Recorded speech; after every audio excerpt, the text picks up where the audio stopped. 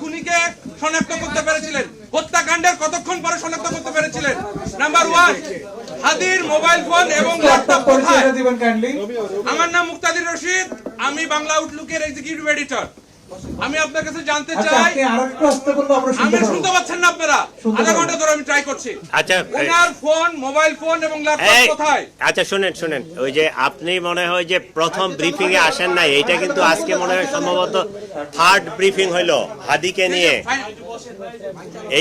এইটা প্রথম দিনের ব্রিফিং এ বলছিলাম আমি যে তাকে ডিটেক্ট করতে এবং শনাক্ত করতে আমাদের প্রায় রাত 11:30 বাজে গেছে।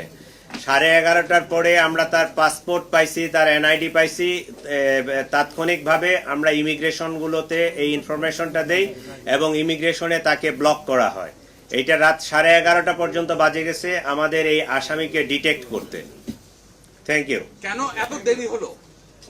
আপনারা কি আপনার ওই যে বহরটা নিয়ে সে যাচ্ছিলেন, অন্যরা সদস্যরা কি তাকে চিনতে পেরেছিল কিনা? আততায়ীরা 2 জন ছিল, পেছনে আর একটা রিক্সা ছিল, সেই রিক্সার লোকজন কি তাদেরকে চিনতে পারে নাই?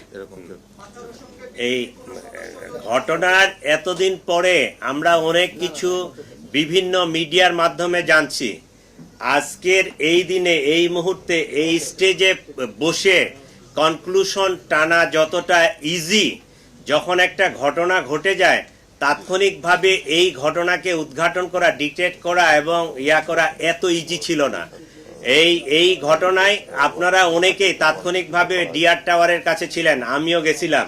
বিষয়টা এত ইজি ছিল না, কারণ যে শুটার এবং যে মোটরসাইকেল আরোহী তারা মাস্ক পরে, ইভেন তারা মোবাইলও বন্ধ করে রাখছে, মোবাইলও রাখে নাই। তারা যে মোটরসাইকেলটা ইউজ করছে, মোটরসাইকেলের নাম্বার প্লেট চেঞ্জ করা, অনেকগুলো বিষয় টোটাল সিসিটিভি ফুটেজ চেক করে গ্রাজুয়ালি আমাদেরকে আগাইতে হয়। একটা ঘটনা ঘটলে আমাকে ওই পিছনে লাস্ট ইন থেকে শুরু করে আমাকে সামনের দিকে আগাইতে হয়। জিনিসটা এখন যত সহজে বলা যাচ্ছে, এইটা এই 12 তারিখ 2:20 বা 24-এর দিকে যখন ইনসিডেন্টটা হয় তখন কিন্তু বিষয়টা এত সহজ ছিল না।